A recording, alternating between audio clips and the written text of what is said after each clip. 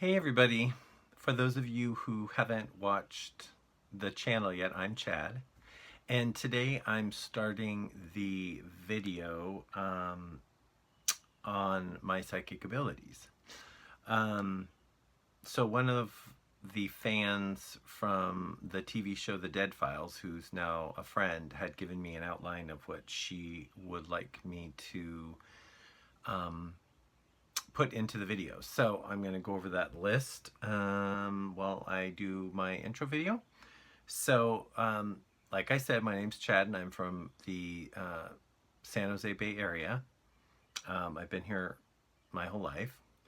And my special abilities, she called them special abilities, I just say it's everyday life, is I am able to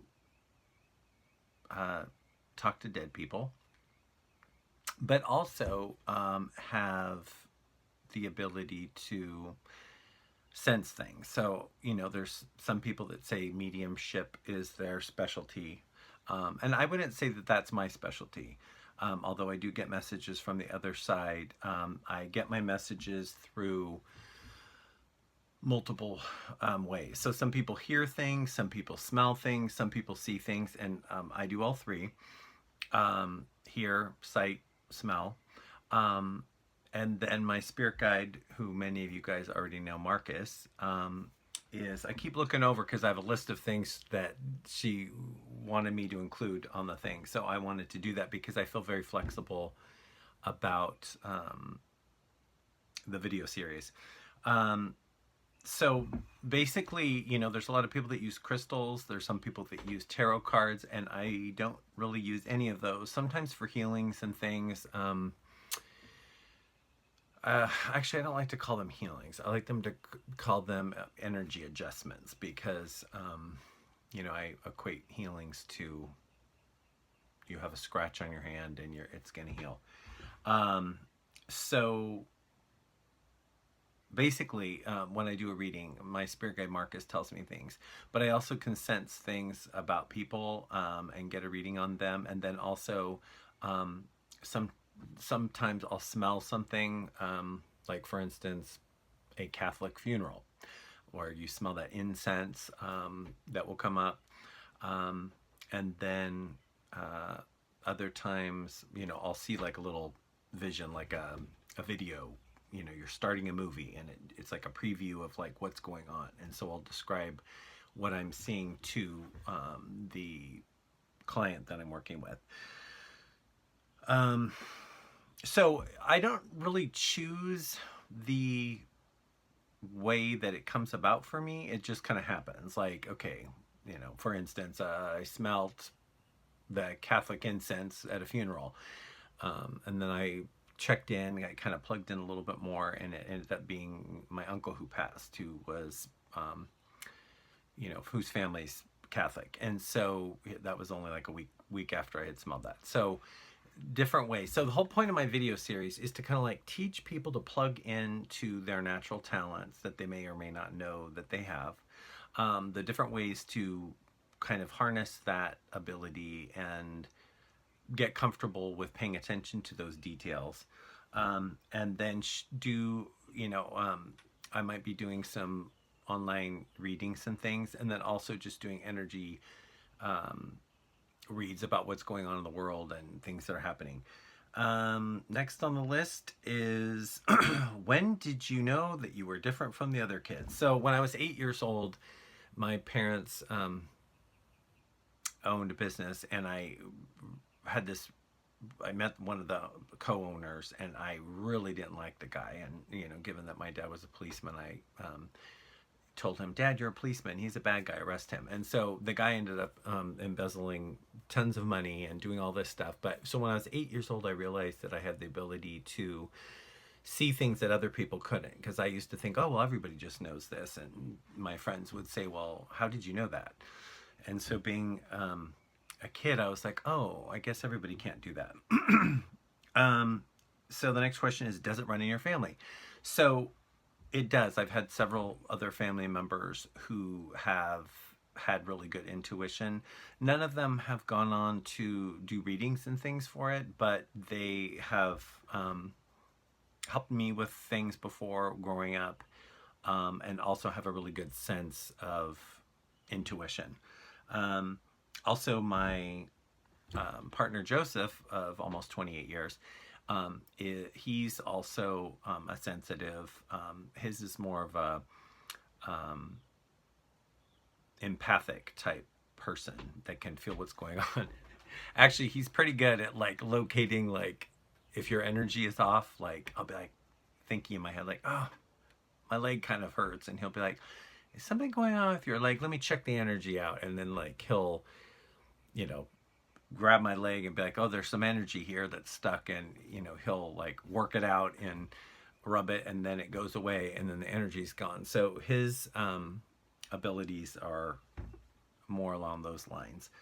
um, how long have you been practicing professionally? So my very first reading client for a company was in 1996, so we're almost at 30-year point. And I've done many different companies here in Silicon Valley. Fun things. I've gotten, you know, old classic convertible bought for me, but from one of them, cell phones, payroll, things like that. Those are all fun. But the main reason I do them is because I want to make a difference in people's lives and kind of give them heads up about what the vibes are on any given situation. So if it's like a family or friend, I always try to like, hey, you guys, this is what Marcus said, or this is what vibe I'm getting. And so it's to help people. The one thing that I found a little bit unsatisfying about doing the readings for companies is that they're often just based on the bottom line, and they want to make money, and they're hoping for you to save them some time and money. So while it is fun to see them get excited about things like, oh my God, you said this was gonna happen, or I was gonna find this, it's not as personally satisfying as like a individual reading. Okay, next up is, okay, well, this one is that you guys might recognize me from the TV show The Dead Files. We were featured on the episode Mortal Danger, which was season 13, episode 10, Mortal Danger. And the executive producer told me that our episode was the highest rated episode all the way up for all the seasons till our episode. So that was, I don't know if that's a compliment or like oh God, you know, why us type of thing. But so we were on that, and I'll also be talking more about that as the series goes on. So what to expect from other episodes, for future episodes?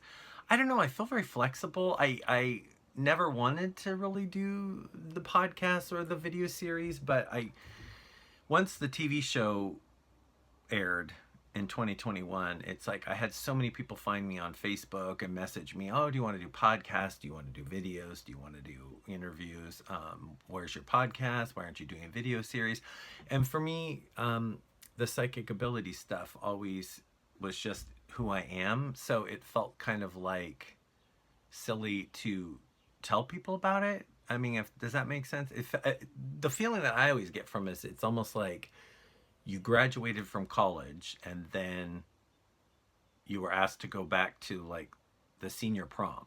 It'd be like, oh, it feels silly to like go back to, you know, something that is kind of old. Like you've already moved past that. And I know that's part of me and my life. And I guess since I was 8 years old, I feel like that's just part of who I am. But to talk about it, I guess because everybody knows, you know, the neighbors, my friends, family, and I know that the general public, you know, doesn't know, except for the TV show fans and stuff like that.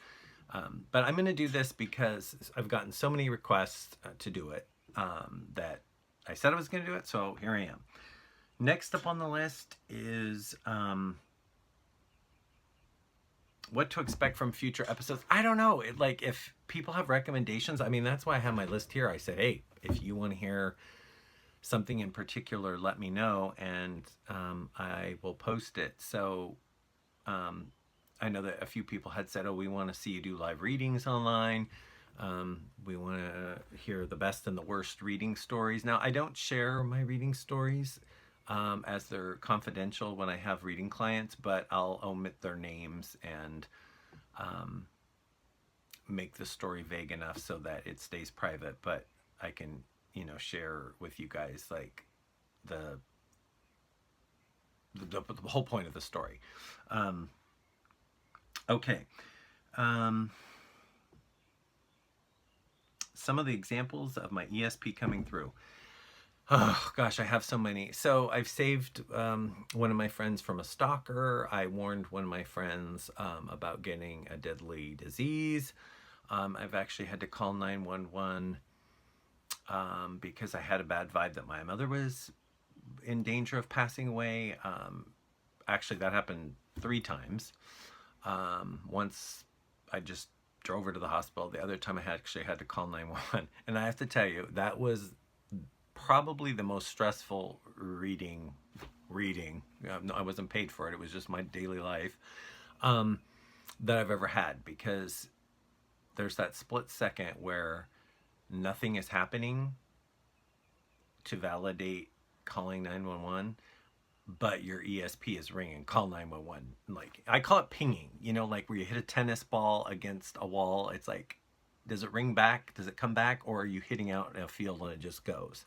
So I'm probably going to be referencing that word pinging. And that's what I mean when I say I ping it, just to do a double check. Like, is this something else, or am I picking up clear record information? And so that was probably my most stressful reading.